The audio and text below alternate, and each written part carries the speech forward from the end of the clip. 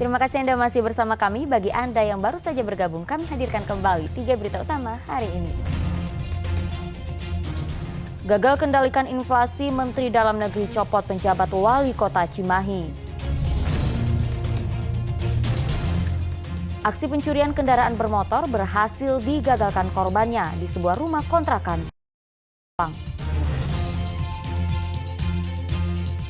Jenazah korban penganiayaan anak anggota DPR RI di Surabaya, Jawa Timur dimakamkan di Desa Babakan, Kabupaten Sukabumi.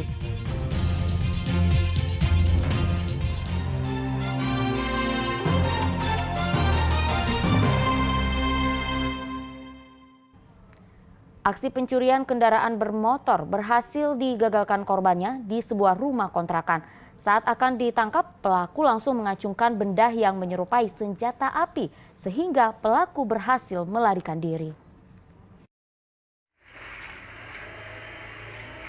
Dari rekaman kamera pengawas yang terpasang di sebuah kontrakan di Jalan Babakan Isam, Desa Sukaharja, Kecamatan Teluk Jambe Timur, Kabupaten Karawang, terlihat 2 orang lelaki masuk ke dalam lokasi kontrakan. Salah satunya masuk ke dalam untuk mencari sepeda motor yang menjadi incarannya. Sementara 1 orang lainnya menunggu dan berjaga di atas sepeda motor yang dibawanya. Pencurian sepeda motor ini terjadi pada Minggu pagi pukul 5:30 saat kondisi sedang sepi. Pelaku yang tengah berupaya membobol kunci sepeda motor dipergoki oleh anak korban yang menyadari jika salah satu motornya sudah berpindah tempat dan siap untuk dibawa kabur.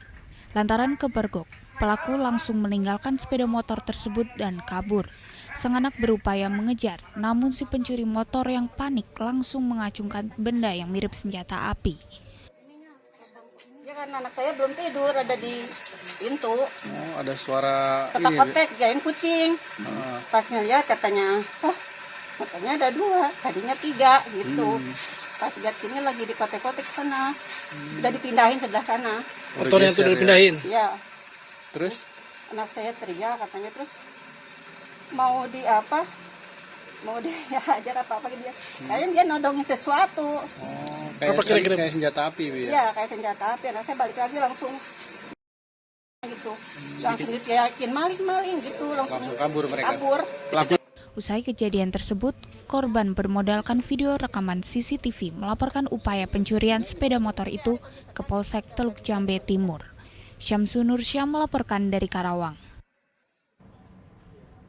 Unit Reskrim Polsek Cicurug, Polres Sukabumi membongkar kasus tindak pidana penggelapan bahan kimia soda api di perusahaan minuman terkenal di Sukabumi. Modusnya, pelaku membuat laporan penggunaan persediaan soda api fiktif, sedang bahan kimia tersebut dijual oleh tersangka. 2 orang pekerja pada pabrik minuman bernama Dedi dan Yayan jadi tersangka dan ditangkap anggota Polsek Cicurug Kabupaten Sukabumi setelah dilaporkan oleh perusahaannya karena melakukan penggelapan kristal soda api atau natrium hidroksida dengan melakukan pemalsuan laporan pencatatan akuntansi penggunaan soda api di perusahaan. Polisi dibantu tim internal perusahaan yang melakukan penyelidikan kemudian menemukan bukti pengeluaran kristal soda api tersebut secara berulang sejak bulan Agustus lalu sebanyak 10 ton. Senyawa kimia tersebut kemudian dibawa menggunakan truk oleh tersangka Dedi yang di perusahaan menduduki jabatan sebagai kepala gudang. Berdasarkan bukti-bukti tersebut, polisi kemudian menangkap Dedi, kemudian menangkap tersangka Yayan yang memiliki peran sebagai penadah. Dia membuat suatu fiktif di pelaporan di mana barang seakan-akan sudah dipakai padahal dijual ke orang lain. Rencana bahan kimia ini mau dikemana? Bahan kimia ini sebagai alat untuk membuat suatu bahan untuk pembersih daripada minuman. Nah, kerugian sendiri berapa, Komandan? Kerugian dari materialnya itu sekitar 158 juta. Sesuai dengan tonase 110 ton itu berarti 10.000 kilogram. Itu baru ketahuan berapa bulan kemudian, Bang? Pada bulan Agustus sampai bulan September, tanggal 13 baru dilaporkan. Kepada polisi, tersangka mengaku uang dari penjualan soda api tersebut digunakan untuk memenuhi kebutuhan sehari-hari. Mas. Dalam kasus ini, polisi menyita dokumen laporan dari bagian akuntansi, rekaman kamera CCTV, rekening koran bank, 1 unit mobil truk, dan komputer jinjing. Asep Didi melaporkan dari Kabupaten Sukabumi. Sera Afrianti, korban penganiayaan anak anggota DPR RI di Surabaya, Jawa Timur, tiba di rumahnya di Desa Babakan, Kabupaten Sukabumi. Sementara itu, kuasa hukum korban akan terus memperjuangkan dan mengawal hak-hak korban. Jenazah Dini Sera Afrianti, 29 tahun, korban penganiayaan pacarnya di Surabaya, Jawa Timur, tiba di rumah duka. Di rumah duka, jenazah langsung dimakamkan di TPU di Desa Babakan, Kecamatan Cisaat, Kabupaten Sukabumi. Almarhum Dini meninggal karena oleh pacarnya sendiri yang merupakan anak anggota DPR RI.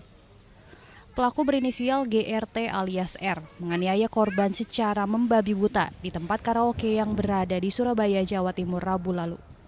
Kuasa hukum korban mengatakan pihaknya akan terus mengawal kasus ini hingga selesai dan memperjuangkan keadilan bagi korban dan keluarga korban. Atas adanya informasi bahwa tersangka ini tidak dijerat pasal pembunuhan, bahwa dalam laporan polisi tertulis yang sudah kami buat, di sana jelas dituliskan bahwasannya laporan kami yaitu 351 ayat 1 dan atau pasal 338 yang di sana adalah ancaman pembunuhan. Jika nanti ditemukan ternyata adanya penghilangan salah satu unsur pasal, tentunya kami tidak akan diam saja. Kami pasti akan melakukan langkah-langkah hukum lebih lanjut demi melindungi hak-hak hukum dari klien kami.